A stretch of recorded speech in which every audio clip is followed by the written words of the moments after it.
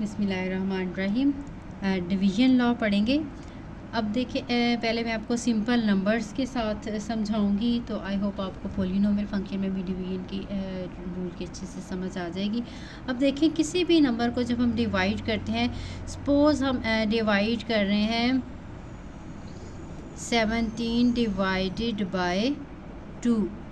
तो देखिए, हमने जब डिवाइड करना है 17, इसको हम 2 से डिवाइड करेंगे, 2 8s आर 16 और हमारे पास आ जाता है 1। अब ये जो जिस नंबर के साथ हम डिवाइड कर रहे हैं, इस नंबर को हम कहते हैं डिवाइज़र। ये जो नंबर ऊपर आंसर में आ रहा है, इसको हम कहते हैं कोशेंट।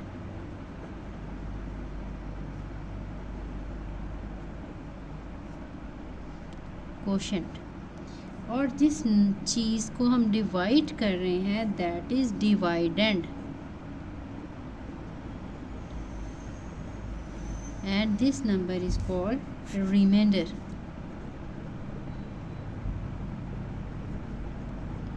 ठीक है, डिवाइज़र जिसके साथ डिवाइड किया जा रहा है, जिस नंबर को या जिस चीज़ को डिवाइड किया जा रहा है, दैट इज़ डिवाइडेंड। जो हमारा ऊपर आंसर आता है, दैट इज़ कोशेंट। और ये हमारे पास जो बाकी बच जाता है, दैट इज़ रिमाइंडर। अब ये देखें, अब हमने यहाँ पे जो 17 नंबर है, इसको हासिल किया जा सकता है कोशेंट को और डिवाइज़र को मल्टीप्लाई करके।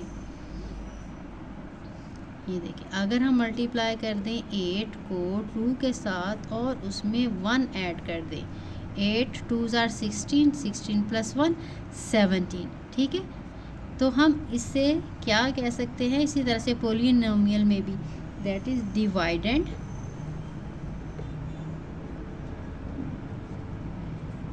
Is equal to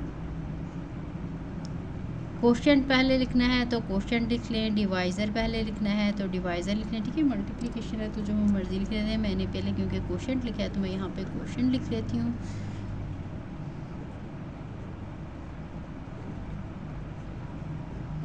quotient multiply by, या हम ब्रैकेट लगा लेते हैं, मल्टीप्लाई बाय डिवाइज़र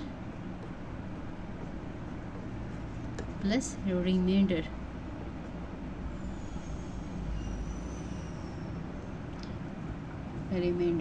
ठीक है, ये हमारे पास जो है एक फार्मूला बन गया या डिवीज़न लॉ बन गया। अब पॉलिनोमियल में मोस्टली हम ये जो कोशेंट है, इसको हम q(x) के साथ लिखते हैं। जो हमारा डिवाइडेंड है, पॉलिनोमियल होता है, वो p(x) होता है। अब ये जो डिवाइज़र है, जनरली अब इस वाले नेक्स्ट एक्सरसाइज में जो हम देखेंगे, वो इस टाइप का होगा, x + a, x - a, ये कोई सा भी नंबर होगा, x - 2, x - 3, x + 7, इस टाइप का।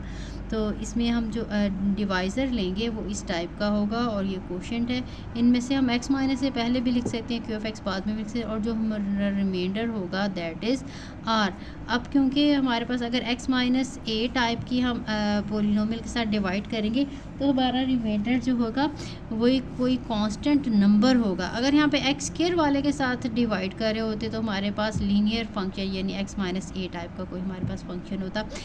इस वाले में हमेशा जो रिमाइंडर है, इसको r लिखेंगे, इसमें x नहीं होगा। ठीक है, क्योंकि x वाली टर्म के साथ हम जितना भी मैक्सिमम डिवाइड कर सकते हैं, वहाँ पे हम डिवाइड करेंगे। ठीक है, ये आपने जो है डिवीज़न लॉ आपने याद रखना है। इसकी हेल्प से हम नेक्स्ट जो है वो क्वेश्चंस करेंगे।